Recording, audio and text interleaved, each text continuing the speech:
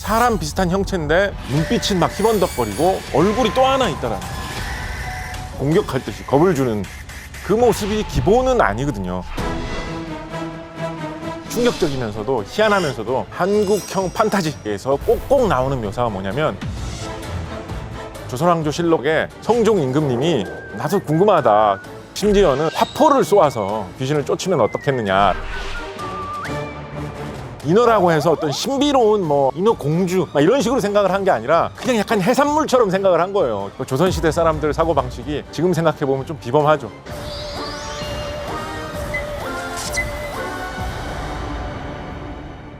안녕하세요. 한국의 옛 문헌에 기록되어 있는 한국 괴물 이야기만 모으고 있는 작가 곽재식입니다.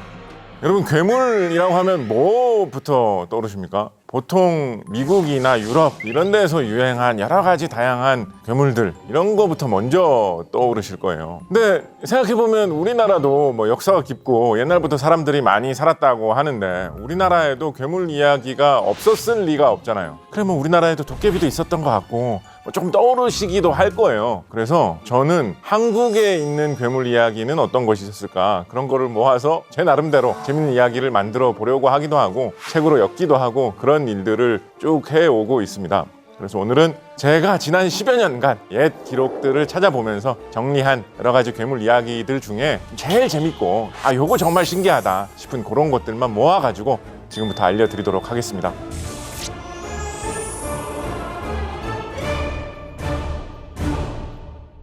호기심이 많은 동물이잖아요, 사람이라는 동물 자체가. 그래서 이런 신기한 이야기, 이상한 이야기에는 계속해서 관심이 가게 되는 것 같아요. 그렇다 보니까 괴물 이야기가 언제 어디서나 좀 매력적으로 여러 사람들에게 관심을 끄는 것 같고요. 우리나라의 옛 기록 속에도 정말 다양하고 많은 괴물 이야기들이 있습니다. 그 중에서도 사람 모습과 좀 비슷하게 생긴 그런 괴물들만 뽑아서 말씀드릴게요.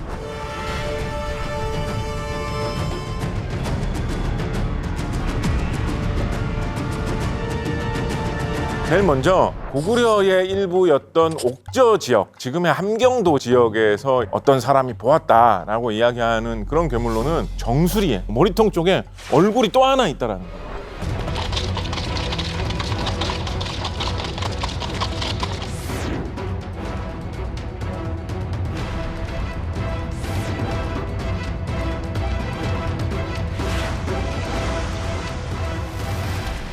얼굴 두 개인 이상한 그런 종족이 사는 나라가 바다 건너편에 어디에 있는 것 같다, 이런 소문이 삼국시대에 돌아가지고 중국 사람들이 중국책에 소개한 이야기 이런 게 돌고 있는 경우도 있고, 조선 후기로 넘어가 보면 명엽지혜라는 이야기 책에 신기원요라는 제목으로 실려있는 글에 보면 어떤 내용이 있냐면, 사람 비슷한 형체인데 몸통, 머리, 왼팔, 오른팔, 왼다리, 오른다리 6조각으로 나뉘어 가지고 기어다니고 걸어다니고 하면서 사람을 막 공격할 듯이 겁을 주는 괴물이 있었다라는 그런 이야기도 있고요.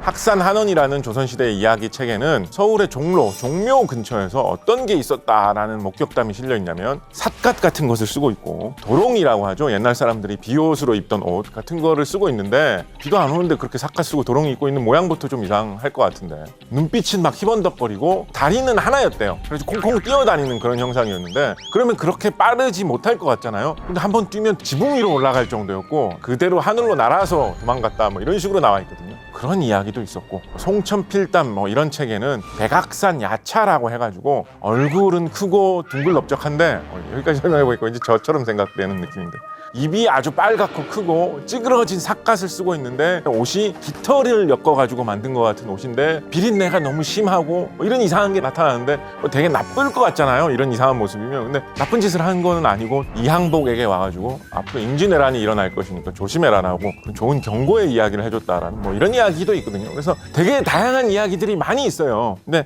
이런 이야기만 들으면 좀 너무 낯설고 뜬금없이 이게 무슨 엉뚱한 이야기야 라고 싶으실 수도 있잖아요. 그래서 좀 친숙하고 들어본 것 같다 싶은 이야기들 중에 이런 의외의 모습이 있습니다 하는 이야기부터 알려드리도록 하겠습니다. 공포 영화나 한국형 판타지 이런 거에서 제일 쉽게 생각해 볼 수 있는 귀신 이야기부터 한번 해볼게요.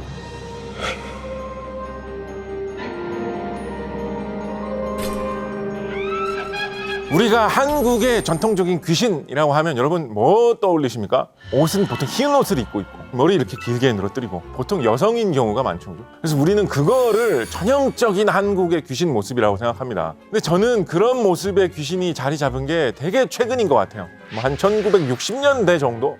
왜냐하면 조선 후기의 귀신 이야기들만 봐도 그 모습이 기본은 아니거든요. 천예록이라는 책을 보면 이 책은 이런 귀신 이야기, 신기한 이야기만 정리해 놓은 책이기 때문에 귀신 이야기가 유독 많이 실려 있는데 긴 머리 여성 귀신이 얼마나 있을까 싶어가지고 제가 한번 세봤어요. 세보니까 60% 이상이 남자 귀신이더라고요.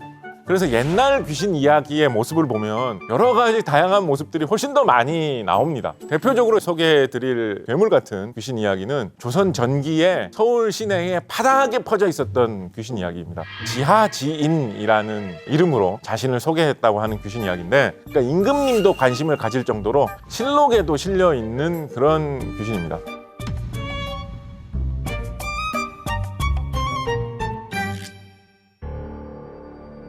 이두라는 사람의 집에 계속 귀신이 나온다.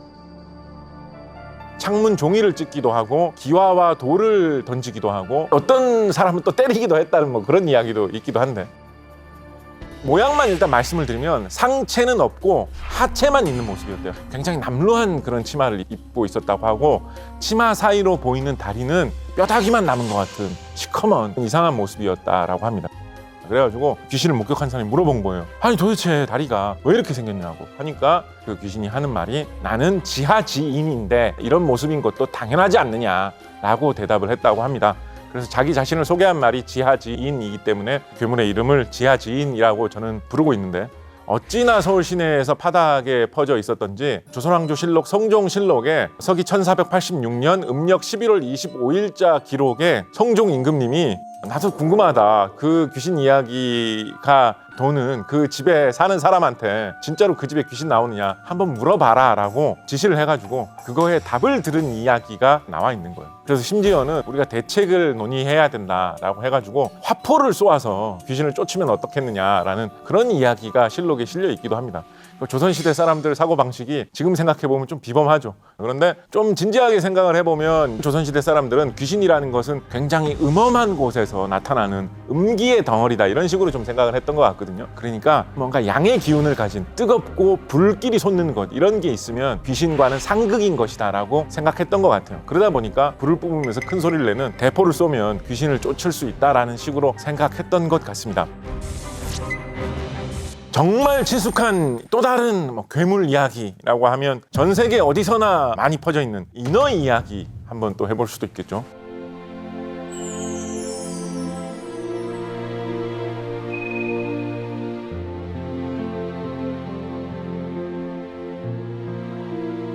인어 이야기 여러분 제일 쉽게 떠오르는 거 생각해 보시면 보통 안데르센 동화에 나오는 그 인어 모습 제일 먼저 생각나실 거예요. 하체가 물고기이고 상체가 사람이죠. 그런데 동양에도 인어 이야기가 옛날부터 있었습니다. 그러니까 중국에는 교인이라고 하는 것의 이야기가 있습니다. 역시 여성의 모습으로 묘사되는 경우가 많고요.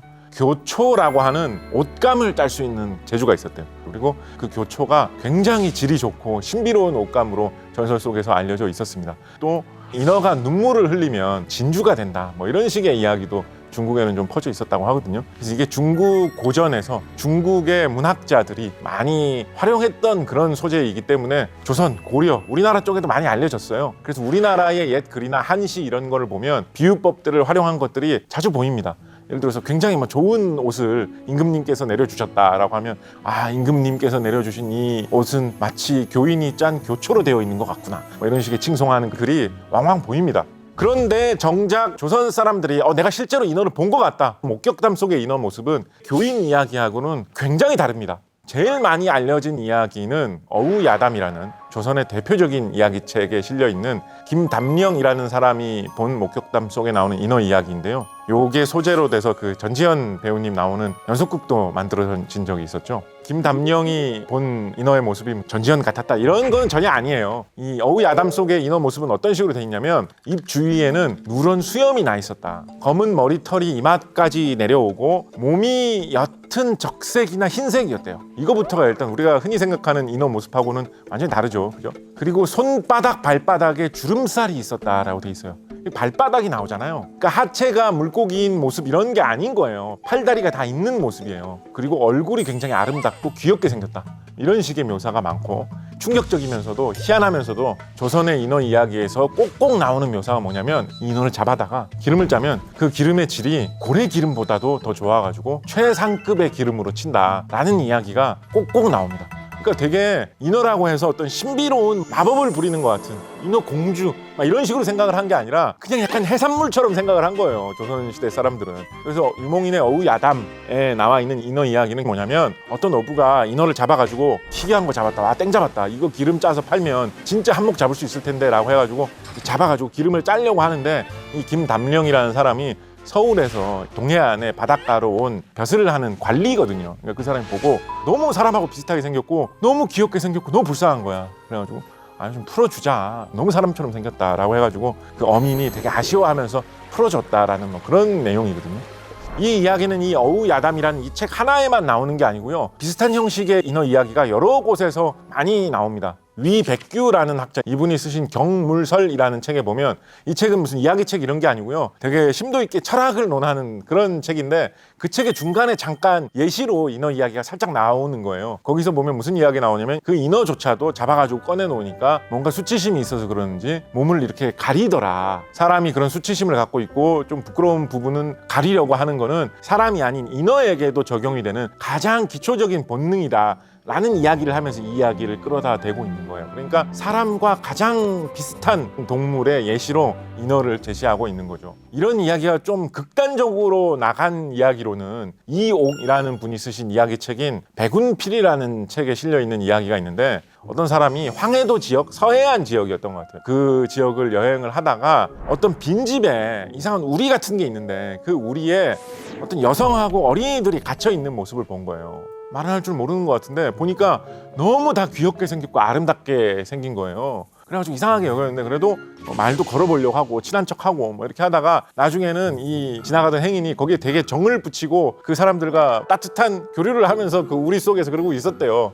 근데 대충 한 다음 날쯤 돼가지고 집주인이 나타난 거야. 그래가지고 당신 뭐 하냐고, 그거는 사람이 아니라 인어라고, 내가 지금 잡아가지고 여기 잠깐 보관해 놓고 있는데 내가 오늘 이거 잡아가지고 살은 안주로 쓰고 기름은 짜가지고 팔고 하려고 한다고 집주인이 얘기하는 거예요. 그러니까 이 사람이 깜짝 놀라가지고 그러면 안 된다라고 막 부탁하고 사정했다, 너무 불쌍하다라고 했다는 그런 식의 이야기가 나와 있거든요. 그래서 조선시대 인어 이야기는 주로 사람과 동물 사이의 경계는 어디까지인가, 사람은 사람으로 대해주고 동물은 동물처럼 대해주는데 만약에 동물 중에서 정말 사람하고 공감이 많이 가는 그런 게 있다면 어떻게 해야 될까, 사람과 동물을 나누어서 어떤 도덕을 적용하는 게 맞을까 하는 그런 고민하고 맞닿아 있는 이야기거리로 굉장히 많이 사용되었습니다. 그래서 한편으로는 조선시대 이 인어 이야기가 왜 생겼을까라고 생각을 해보면 주로 동해안에서 많이 발견되는 바다사자라든가 물개라든가 강치 같은 그런 동물 보면 팔 다리가 있죠. 잡아가지고 얼굴을 보면 되게 귀엽게 생겼습니다. 눈빛을 보면 좀 사람 닮은 면도 있고, 그리고 그런 동물들이 지방질이 많기 때문에 예전에 보호되지 않을 때는 잡아가지고 실제로 기름 짜는 용도로 활용된 적도 있고요. 그래서 그런 이야기가 좀 인어 이야기로 와전된 것은 아닐까, 그런 생각도 한번 저는 해봤습니다. 사실은 제가 괴물 이야기 모으려고 했던 최초의 동기가 제 소설 쓰려고 모았던 거잖아요. 그래가지고 그게 나중에는 또 이제 흘러 가가지고 영화로 혹은 뭐 텔레비전 시리즈 같은 걸로 만들어 보겠다라고 해가지고 영상화 계약을 하는데도 성공한 그런 것이 있었거든요. 실제로 스타워즈 시리즈에 보면 AT-RT라고 하는 이상한 로봇 같은 기계가 나오는데 상체가 없고 하체만 있는 로봇이에요. 그래서 그 하체 위에 사람이 타고 다니는 그런 로봇이거든요. 이거 지하 지인, 우리나라 옛날 귀신 이야기 속에 나오는 귀신 모습하고 비슷한 면도 있지 않습니까? 또 요즘 영화 중에 더 쉐이프 오브 워터라고 해가지고 물에서 사는 사람 비슷하게 생긴 생물과 그 사람이 막 교감을 나누고 하는 그 이야기 있잖아요. 근데 막 실험하는 사람들은 그냥 단순한 생물로서만 대우하려고 하고 동물로서만 취급하려고 하고, 그런 이야기하고 좀 감성이 비슷하다라는 생각을 해가지고 그 이야기의 소재도 좋지만 이야기 속에 담겨있는 그 정신도, 주제의식도 요즘에 살려서 사용하기 좋은 이야기거리구나, 그런 느낌이 들었습니다. 그래서 전혀 다르게 활용해 보시는 것도 재미있을 것 같습니다.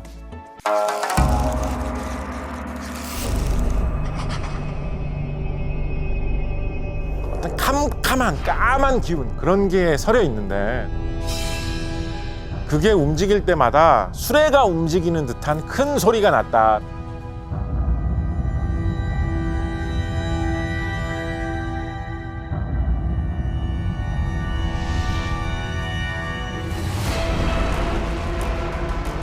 (1957년 8월 12일자) 국내 한 일간지에 실려있는 기사를 보면 그 마을 사람들이 깡철을 보고 있었다, 구경하고 있었다라는 소식이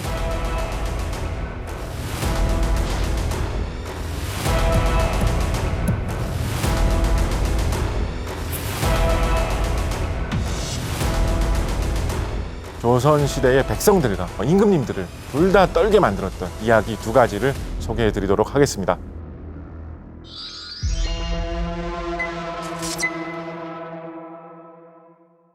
안녕하세요. 저는 한국 옛 문헌 속에 있는 괴물 이야기들을 조사해서 정리하고 있는 작가 곽재식입니다. 무서운 괴물이 나타나서 사람을 괴롭혔다, 뭐 이런 식의 이야기가 우리 또 괴물 이야기하면 쉽게 생각할 수 있는 패턴이기도 합니다. 그렇죠? 우리나라의 옛날 사람들이 가장 무서워했던 괴물 이야기 어떤 것들이 있을까요? 외국에도 많이 퍼졌던 이야기 중에는 삼국시대에 있었던 장인 이야기가 있습니다. 크다는 장자를 써가지고 큰 사람, 거인족이라는 뜻으로 쓴 말인 장인인데, 신라의 변경, 신라의 동쪽 끝에 가면 장인들이 사는 나라가 있다는 거예요. 사람보다 한 몇 배, 몇십 배나 큰 덩치를 갖고 있는데 이빨이 뾰족뾰족하게 막 톱니처럼 나 있고 막 무섭게 막 사람을 잡아가지고 먹고 손 발톱도 길고 막 그래가지고 굉장히 무서운 괴물 같은 그런 종족들이 사는 장인국이라는 나라가 있는데, 신라 사람들이는 그 장인들이 자기 나라에 쳐들어오지 못하도록 막고 있다. 신라 시대를 배경으로 한 이야기인데요. 애초에 중국 사람들 사이에서 돌았던 소문인데 그게 역수입돼가지고 우리나라에도 많이 퍼져나갔던 이야기입니다. 그래서 이번에는 이런 이야기가 조선시대에 사람들에게 피해를 끼친, 재난을 일으킨 괴물의 대표라고 할 수 있는 이야기지 라고 할 수 있을 만한 이야기를 뽑아가지고 조선시대의 백성들과 임금님들을 둘 다 떨게 만들었던 이야기 두 가지를 소개해 드리도록 하겠습니다.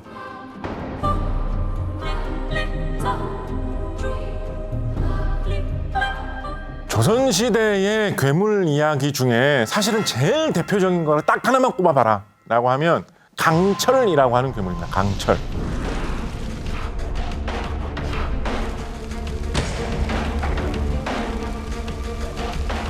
여러분 아마 들어보신 분도 가끔은 계실 거예요. 왜냐면 조선시대에 워낙 유명했던 괴물이기 때문에 요즘 들어와서도 가끔씩 만화라든가 동화책이라든가 이런 거에 소재로 활용되는 경우가 지금도 없지는 않거든요. 그래서 들어보신 분들도 계시긴 할 겁니다. 얼마나 유명한 괴물이었냐면, 강철이 간 곳에는 가을도 봄과 같다라는 속담이 있었을 정도라고 해요. 가을이 되면 원래 추수가 끝나서 곡식을 많이 쌓아놓기 때문에 굉장히 풍족해야 되는데, 강철이 한번 나타나면 가을이 되어도 곡식을 하나도 추수해 놓지 못한 봄과 같은 상태가 된다. 이 속담이 먼저 유행을 하고 그 다음에 강철 이야기가 퍼졌다는 느낌이 들 정도로 한때는 조선에서 굉장히 사람들이 많이 사용하던 속담인데, 이 속담의 의미를 궁금해하는 사람들이 조선시대 후기에 이미 있었던 거예요. 예를 들어서 이수광 이런 분이 쓴 지복유설 같은 책에는 그런 속담을 많이 들었는데 도대체 이 속담이 등장하는 강철이라는 게 무슨 뜻인지 정확하게 모르겠다. 그게 도대체 무슨 뜻일까 싶어가지고 자기가 조사하고 연구했던 내용을 책에 써놨고요. 같은 방식으로 이익이라는 분이 쓰신 성호사설이라든가 이덕무라는 분이 쓰신 양엽기 같은 책에도 그 속담 속에 강철이라는 것이 도대체 무엇인가라는 식으로 설명을 하고 있습니다. 그런 게 조선 후기에 대유행을 했던 것 같아요. 그런 이야기가. 얼마나 유행을 했었냐면 열하일기로 유명한 연암 박지원 선생이 중국 사람들하고 만나서 이야기를 하다가 어떤 중국 사람이 어느 지방에 가뭄이 굉장히 심하게 들었는데, 화룡, 불을 뿜는 용이라는 뜻이겠죠. 그런 게 나타나가지고 그것 때문에 가뭄이 심하게 들어서 농사를 망쳤다라는 그런 소문이 돌더라라고 어떤 중국 사람이 이야기를 한 거예요. 그러니까 연암 박지원이 뭐라고 이야기를 하냐면, 그 비슷한 게 조선에도 있는데 조선에서는 그것을 강철이라고 한다. 그러니까 연암 박지원이 조선을 대표하는 괴물 이야기로 중국 사람들한테 소개한 괴물이 강철인 거예요.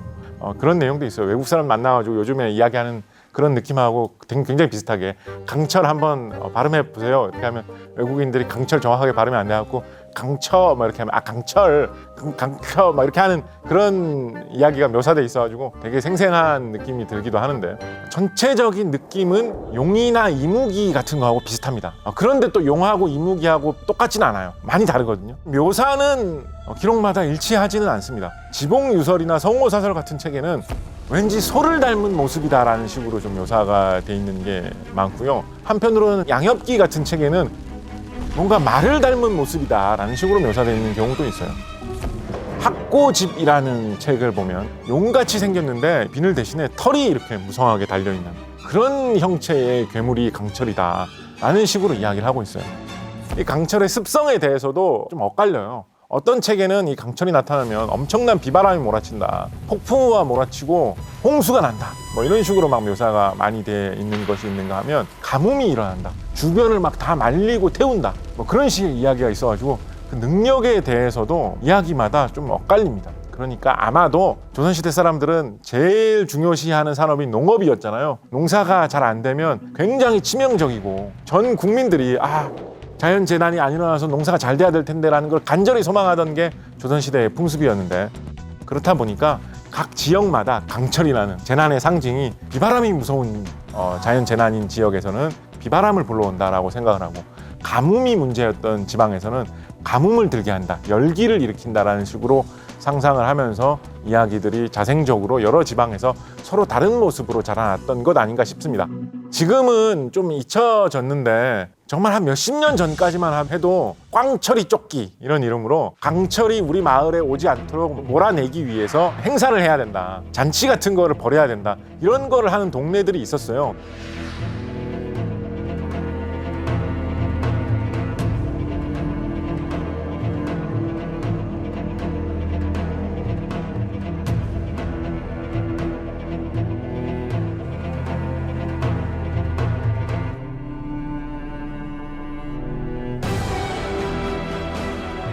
꽝철이가 우리 마을에 오지 않게 하기 위해서 산등성이마다 혹은 산봉우리마다 돌아다니면서 꽝철이가 여기 앉지 말라고 무슨 음악을 연주하면서 경남 지방 이런 쪽을 중심으로 있었던 곳들이 제법 있었거든요.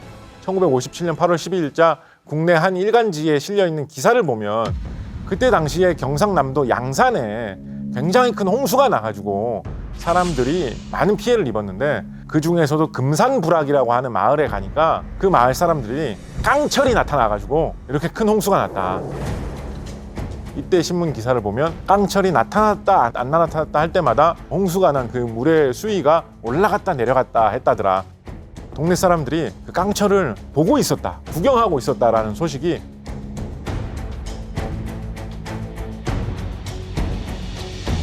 혹시나 어린 시절에 양산의 금산불악에 사시다가 이때 실제로 목격하신 분 계시다고 하신다면 도대체 뭘 보고 깡철이라고 생각하셨는지 저에게 제보를 해주신다면 감사히 듣도록 하겠습니다. 조선왕조 실록에 어떤 이상한 괴물 같은 것이 나타나서 사람들이 굉장히 놀랐다, 큰 피해를 입었다라는 식의 이야기로 나와 있는 대표적인 이야기로는 저는 1545년 음력 7월 조선왕조 실록에 실려있는 물괴야행이라는 이름으로 나와 있는 이야기를 꼽고 싶습니다.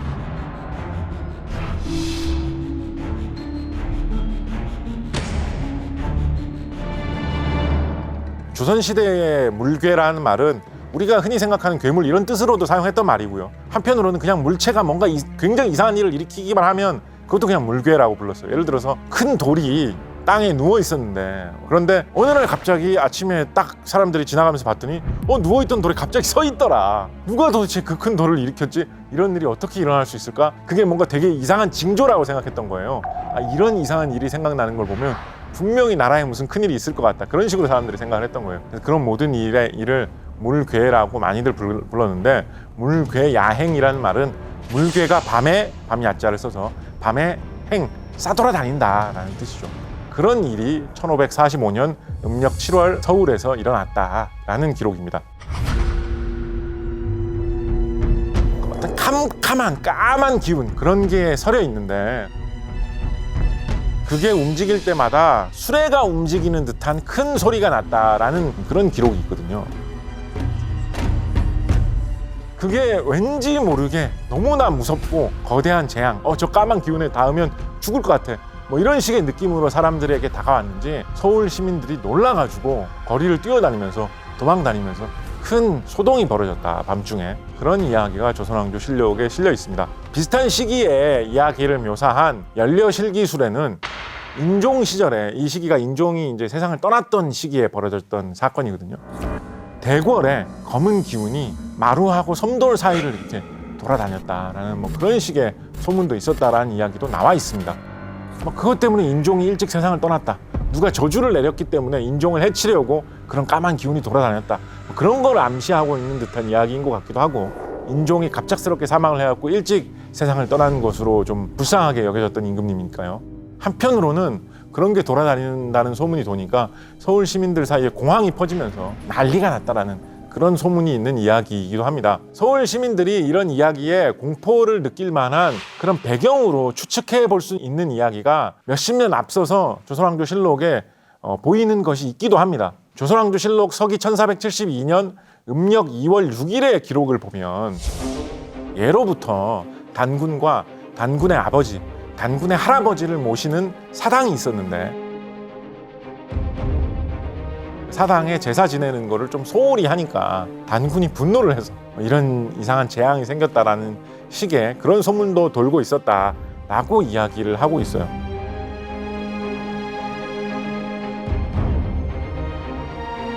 검은색의 이상한 몰려다니는 형체가 소리를 내면서 다니는 것이 사람을 겁주고 전염병을 퍼뜨리고 하는 그런 이야기로 묘사되어 있는 거죠. 이야기만 놓고 보면 요즘 공포영화나 뭐 이런 데서도 나올 법한 느낌인 것 같아요. 비바람을 일으키기도 하고 열기를 내뿜기도 하고 특징이 다양하니 재밌는 것들이 많잖아요. 그래서 영화 중에 보면 큰 괴물이 나타나가지고 도시를 파괴하면서 뭐 휩쓸고 지구를 종말로 몰아가고 뭐 이런 형태의 영화들이 요즘 여러 가지 형태로 자주 나오는데, 그런 이야기의 소재로 활용해도 좋을 법한 이야기인 것 같다라는 생각도 해봅니다. 그런 으스스한 분위기가 있는 이야기인데, 가만히 보면 이야기의 형태 자체는 되게 사회가 혼란스러울 때 퍼질 수 있는 전형적인 그런 괴담 형태의 이야기입니다. 뭔가 말 같기도 하고 소 같기도 하면서 용 같기도 하면서 털이 달려있는데 날아다니기도 하고, 옛날부터 이런 자연재해의 상징이었던 괴물이기도 하고, 인종 임금이 갑자기 세상을 떠나가지고 정치계가 혼란스러워지니까 전염병이 돌아가지고 갑자기 많은 사람들이 목숨을 잃고 큰 피해가 생기니까 까만 이상한 게 돌아다니는 괴물이 나타났다더라. 민심이 흉흉하고 사회가 혼란스러울 때 생기는 그런 전형적인 괴담 같은 것이 옛날에도 있었고, 특히 조선시대에는 사람들의 상상 속에서 괴물의 형태로 나타나기도 했다라는 것을 엿볼 수 있는 이야기 아닌가 싶습니다. 어느새 별로 사람들이 많이 다루지 않고 현대에 들어와서 뭐 영화나 만화, 소설, 텔레비전, 드라마 이런 걸 소재로 활용을 별로 안 하던 사이에 쓱 그냥 잊혀져 버리고 요즘은 아는 사람들이 별로 없게 됐죠. 뭐 일제강점기에 뭐 민족의 혼을 말살하기 위해서 뭐 일본인들이 광철 이야기를 못하게 막 막고 이래서 없어진 게 아니잖아요. 그래서 이런 식의 전통 문화 속에 있는 이야기거리 같은 것들이 재밌는 것이 있어도 우리가 발굴해서 활용하지 않으면 정말 잠깐 사이에 사라져서 완전히 잊혀질 수도 있구나 라는 생각을 들게 하는 괴물이었습니다.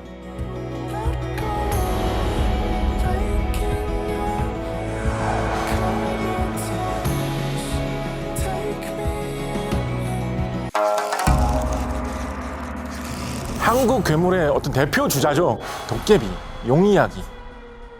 흔히 아는 그 괴물들의 모습은 친근하고 우스운 느낌이 좀 있고, 그렇지만 한편으로는 이런 느낌만 있는 것은 전혀 아닙니다. 머리하고 입에서는 불이 막 나오고 눈에서는 피 같은 그런 빛이 막 나온다. 되게 막 무시무시하고 임금의 아들을 저주하는데,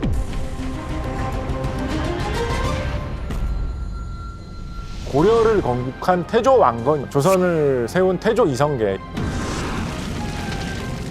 태조 왕건의 할머니가 용왕의 딸이었다라고 해요. 옷을 벗어가지고 몸을 보여줬더니 용비늘 같은 게 이렇게 남아있었더라. 백룡이 내가 보답을 해줄게, 내일 내가 흥룡하고 싸울 때 화살 쏘아가지고 좀 도와달라. 완전 진짜 판타지 소설의 한 장면 같지 않습니까?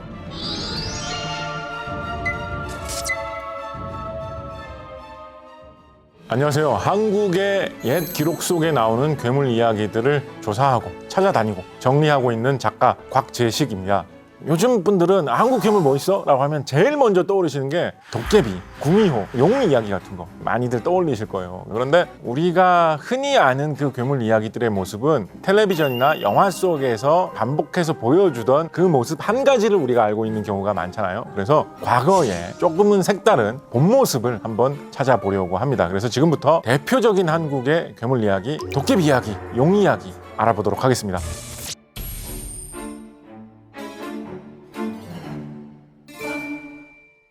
도깨비, 한국 괴물의 어떤 대표 주자죠, 그죠?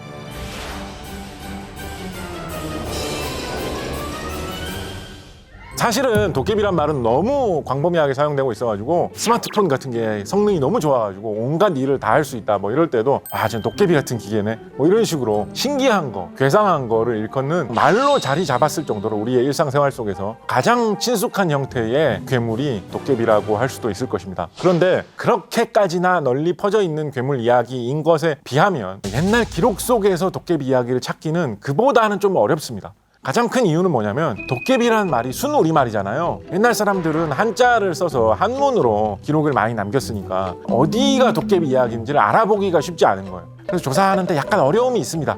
그렇지만 그렇다고 해도 여기저기서 도깨비에 관한 기록을 수집하는 것이 불가능하지는 않은데, 대표적으로 조선 후기의 학자 성호 이익선생이 쓰신 성호사설이라는 책에 보면 중국 사람들 사이에 널리 알려져 있었던 기선이라고 하는 것에 대해서 해설을 하는 글이 있습니다. 말 뜻 그대로 표시를 하면 기선의 기는 키라는 뜻이죠. 곡식 같은 거 이렇게 치는 키. 밤에 자다가 이불에 실수하면 키를 쓰고 다니면서 뭐 소금을 얻어오라고 한다. 그걸로 많이들 기억을 하실지 모르겠는데, 쓰레받기라든가 키라든가 빗자루 같은 그렇게 나무로 만든 오래된 물건에 신비로운 게 깃들어가지고 그게 신선처럼 행동을 한다라는 그런 희한한 이야기가 중국에 있는데, 중국에 기선이 있다면 우리나라에는 도깨비가 있다라고 하면서 한자로 뭐라고 표시를 했냐면 독각이라고 표시를 했어요. 홀로 독자에 다리라는 각자.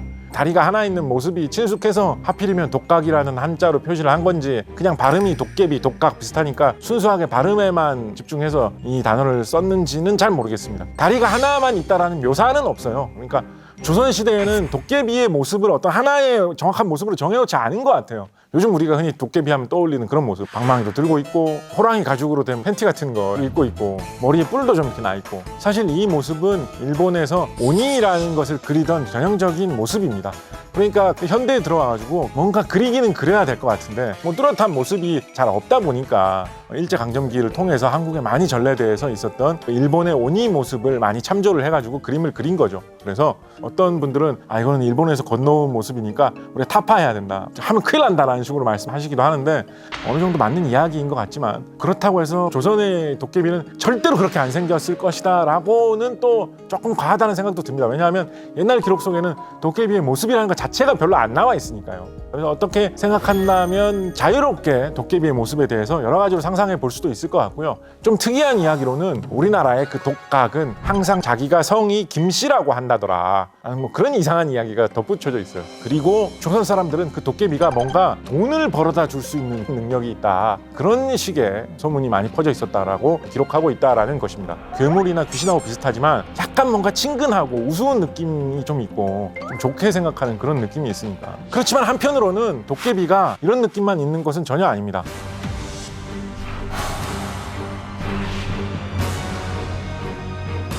대표적으로 1745년 2월 13일자 조선왕조실록에는 독갑방이라는 것이 나옵니다.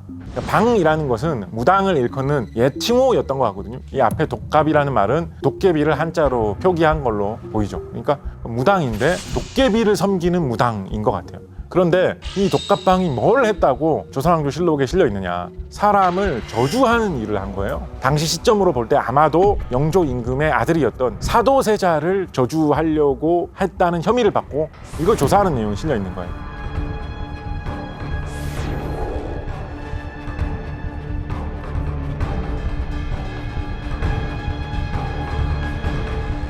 이 시대만 해도 도깨비라는 것은 뭔가 사람하고 친숙하고 재밌게 놀고 이런 게 아니라 무당이 기원을 하는 그런 주술의 대상인 것과 동시에 딴 사람을 저주하는, 임금의 아들을 저주하는 데 활용할 수도 있는 무섭고 음침한 그런 숭배의 대상으로 나타나고 있기도 한 거죠.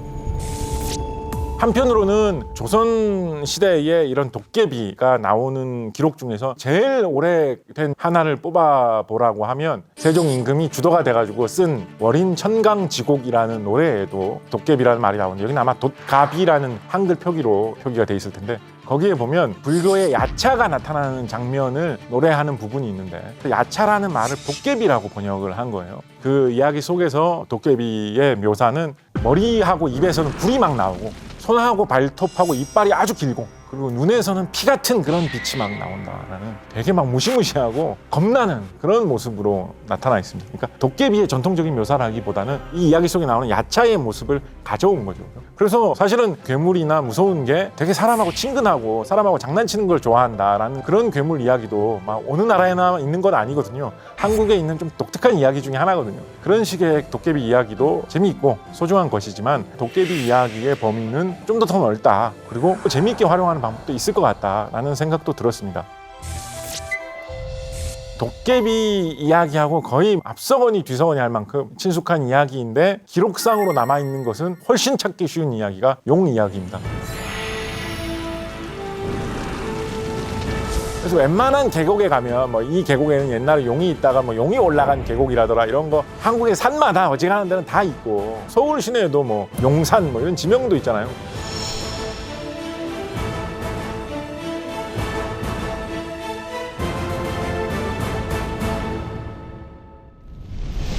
우리나라에 곳곳에 다 있는 그런 이야기가 용 이야기입니다.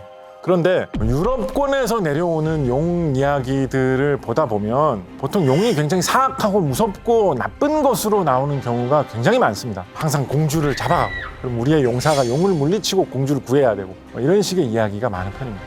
그에 비해서 중국이나 우리나라나 일본 쪽의 용 이야기는 용에게 기도를 하면 용이 비를 뿌려준다, 그래서 기우제를 지내야 될 때는 꼭 용에게 기도를 한다, 이런 식의 좀 다채로운 용 이야기가 많은 편이고, 용이라는 말 자체가 이제 한자어다 보니까 용 이야기에는 그런 중국 색채가 만연한 것들이 많기도 많습니다. 예를 들어서 무슨 색깔 용은 무슨 방향을 나타내고, 무슨 색깔 용은 흙의 기운을 가지고 있고, 무슨 색깔 용은 쇠의 기운을 가지고 있고, 전형적인 중국식 음양오행에 따라서 만들어낸 이야기죠. 그런 이야기가 우리나라에 전래돼서 그대로 있는 이야기도 찾기 힘들지 않죠. 그렇지만은 좀 한꺼풀 더 들여다보면 자생적으로 우리나라 사람들 사이에 널리 퍼져 있는 전설 속의 용 이야기는 중국에서 바로 건너온 내용들하고는 또 조금 다른 느낌이 드는 것들이 있습니다. 대표적으로 여러분 좌청룡 우백호 이런 말씀은 한 번쯤 들어보셨을 거예요. 중국의 도교 사상에서 나오는 이야기가 있는데, 그렇지만 의외로 한국에서 지역마다 스며들어 있는 이야기 중에서는 청룡 이야기가 별로 없어요. 오히려 청룡 이야기보다 노란색 용, 황룡 이야기가 오히려 더 좀 찾아보기 쉽지 않을까 싶은 생각이 들 정도로, 대표적으로 경주에는 황룡이 나온 곳에 절을 지었다라고 해가지고 황룡사라는 절이 있었다라고 하죠. 그리고 흰색 용 이야기도 굉장히 많은 편이에요. 백룡 이야기, 그리고 백룡 이야기에 대조되다 보니까 검은색 용, 흑룡 이야기도 많은 편이고, 대표적으로 조선시대의 고전 문학인 용비어천가에 보면 조선을 세운 태조 이성계의 아버지가 어느 날 밤에 꿈을 꿨는데, 백룡이 태조 이성계 아버지한테 너 활을 엄청나게 잘 쏘는 걸로 알고 있는데 내일 내가 흑룡하고 싸울 때 네가 옆에서 화살 쏘아가지고 좀 도와달라, 그럼 내가 보답을 해줄게.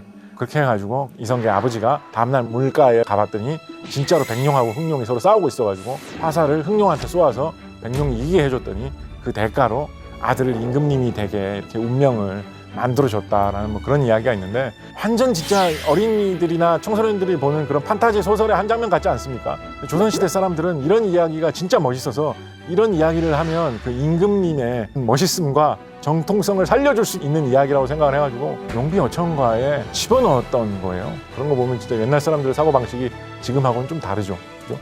왜 이런 백룡 이야기 혹은 황룡 이야기가 더 인기 있을까 생각을 해보면, 비교적 근거가 있는 생각으로는 바닷가에서 생기는 회오리 바람은 우리나라에서는 용오름 이런 식으로 부릅니다.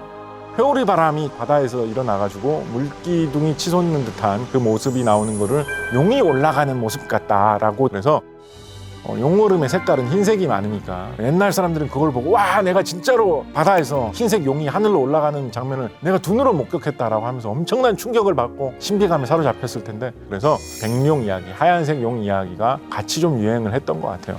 또 용 이야기가 왜 유행을 했을까 생각을 해보면 우리나라에서 의외로 공룡 화석이 좀 발견되는 편이거든요. 특히 발자국 흔적 같은 거는 세계적으로 좀 많이 나오는 편이라고 하죠. 대표적으로 1999년 경상남도에서 발견된 공룡 뼈는 부경고사우루스라고 하는데 부산의 부경대학교 연구팀이 이제 발견해가지고 이런 이름을 붙였는데, 발견된 뼈들을 모아가지고 분석을 해보니까 크기가 한 15m 정도는 될 법한 목이 길고 꼬리가 긴 그런 공룡으로 추정되는 뼈라고 하거든요. 조선시대 사람들도 공룡 뼈를 봤을 기회는 있잖아요. 1억 년 이상 그 자리에 묻혀 있었던 뼈인데, 만약에 조선시대 사람들이 엄청나게 큰 뱀뼈나 도마뱀 뼈 비슷하게 생긴 공룡 뼈 같은 그런 모양을 봤으면 이거 혹시 용이 살다가 묻혀가지고 생긴 뼈가 아닐까? 그런 상상을 할 수 있었겠죠. 그리고 그런 흙 속에서 묻혀있던 뼈 이런 거를 보다 보면 아무래도 흙 색깔인 좀 이런 누른 색깔, 시커먼 색깔 이런 쪽의 용을 더 떠올리기 쉬웠을 것이다. 이런 상상도 좀 해볼 수가 있겠습니다. 가장 한국인들 사이에 한때 크게 유행했던 용 관련 이야기를 하나만 꼽아보려면 저는 고려시대를 장식했던 용손 이야기, 즉 용의 자손 이야기를 한번 이야기해보고 싶습니다.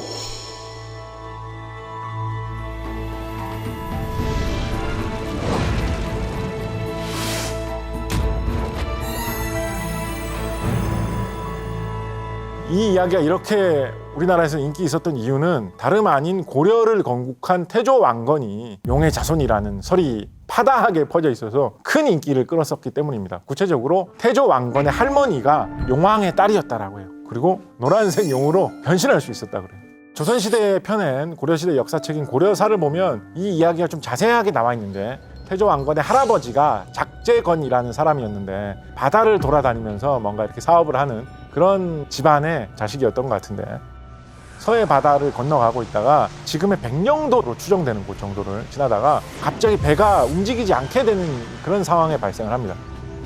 그래서 막 이렇게 점을 쳐보고 주술적인 방법을 알아봤더니 이 배에 타고 있는 사람 중에 이상한 운명을 가진 사람이 있어가지고 배가 안 움직인다. 그 사람을 없애야지 배가 갈 수 있다. 누가 그런 운명을 가진 사람이냐 뽑아봤더니 작재건 이 사람이 걸린 거예요. 그래서 암초 같은데 그런데 떨궈 주고 그냥 배가 떠나가 버립니다. 그런데 그런 상황에서 그래도 살아야겠다 싶어가지고 그 무인도 같은 데를 이렇게 가다 보니까 이상한 집 같은 게 한 채가 있는 거예요. 거기서 저민의라고 하는 여성을 만나는데 사실은 용왕의 딸이다라는 이런 식으로 이야기해요. 그렇게 해가지고 뭐라고 이야기를 하냐면 화살을 굉장히 잘 쏘았다고 해요. 태조 왕건의 할아버지도. 그래서 늙은 여우가 한 마리가 있어가지고 우리 용왕 집안을 너무 괴롭히고 있다. 화살을 굉장히 잘 쏘니까 우리가 싸울 때 좀 도와달라. 도와준다고 합니다. 그리고 늙은 여우가 딱 나타나는데 그 모습이 치성광열애라고 하는 불교 문헌에 나와 있는 신령 같은 걸로 변신을 해가지고 막 빛을 뿜고 막 노래를 연주하는 소리가 들리게 하면서 굉장히 멋있게 나타나는 거예요. 그래가지고 태조 왕건의 할아버지 작재건이 화살을 못 쏩니다. 주저주저 합니다. 옆에 있던 저민이가 아이 정신 차리라고, 저 사실은 늙은 여우가 변신한 모습일 뿐이라고 해가지고 화살을 쏘았더니 그 화살을 맞고 떨어지니까 늙은 여우의 모습으로 떨어지고 다 이제 이겨가지고 용왕을 만나러 가죠. 용왕이 용궁에 있는 것 중에서 네가 달라는 대로 다 줄 테니까 하나 골라가라 라고 하니까 무슨 보물을 가져갈까라고 막 고민을 하는데 옆에 있던 어떤 할머니가 딴 거 고르지 말고 저 딸하고 결혼을 시켜달라고 해라 라고 팁을 살짝 줘가지고 따님을 주십시오 라고 해가지고 용왕의 딸하고 결혼하는데 성공했고 그 후손이 태조 왕건이다라는 그런 식의 이야기입니다. 이야기 자체가 좀 모험담 같고 묘사 같은 것도 좀 재밌는 부분이 있고 그래서 뭐 재밌게 퍼졌던 것 같은데, 심지어 조선시대에도 어우야담 이런 책에도 그런 이야기 있어요. 고려의 말년 시대의 임금님 중에 우왕이라는 임금님이 있었는데 이 사람이 진짜로 태조 왕건의 자손이 아니다. 너는 사실은 신돈이라는 사람의 자손인데 가짜로 태조 왕건의 자손인 척하면서 임금님 척하고 있는 거다. 이런 혐의를 받아가지고 처형당하기 전에 나는 신돈의 자식이 아니라 태조 왕건의 자손이 맞다라는 거를 증명하기 위해서 옷을 벗어가지고 몸을 보여줬더니 용비늘 같은 게 이렇게 남아있었더라. 이런 이야기를, 억울하게 나는 희생되고 있다는 걸 증명했다는 그런 이야기가 조선시대까지 남아있었다는 걸 보면 태조 왕건 할머니가 용왕의 딸이었다는 이야기가 굉장히 유행했던 것 같아요. 무심코 우리나라 옛 문화 하면 고리타분한 것, 좀 재미없는 것 뭐 이런 식으로 생각하는 경우도 과거에 좀 있었던 것도 사실이죠. 그거를 넘어서 잘 파헤쳐 보면 오히려 그런 이유 때문에 소재의 보물창고가 우리나라의 옛 기록이라는 생각이 듭니다. 그래서 색다른 이야기를 찾고 싶을 때 우리나라의 옛 이야기를 되돌아보는 것도 좋은 기회가 될 것이다 라는 말씀 하나 드리고 싶고요. 신선한 이야기가 뭐 우리나라에만 있나, 딴 나라에도 색다른 이야기들 많이 있을 텐데 맞는 이야기인데 한국의 예전에 있었던 이야기라고 하면 더 생동감 있게 다가오는 그런 측면이 있거든요. 예를 들어서 백령도에 실제로 구경하러 가셨다가 옛날 백령도에서는 그래 태조왕건 할아버지가 용왕의 딸을 만나가지고 늙은 여우를 물리쳤다라는 그런 희한한 이야기가 있었지. 그때 저쯤에서 내려가지고 저쯤 가가지고 용왕의 딸을 만났을까? 그런 거를 생각하면서 백령도에서 내가 직접 가가지고 그걸 본다면 훨씬 더 생동감 있고 더 와닿는 이야기, 더 생생한 이야기로 받아들일 수가 있죠. 그때 느끼는 그 생동감이나 생생함, 그리고 더 자유롭게 뻗어나갈 수 있는 상상력은 우리가 한국인으로서 한국 옛날 이야기를 찾아볼 때만 느낄 수 있는 재미라고 생각합니다. 그런 이유 때문에라도 한국의 옛날 이야기, 한국의 거물 이야기를 다시 찾아보는 재미가 각별하다라는 말씀 드립니다.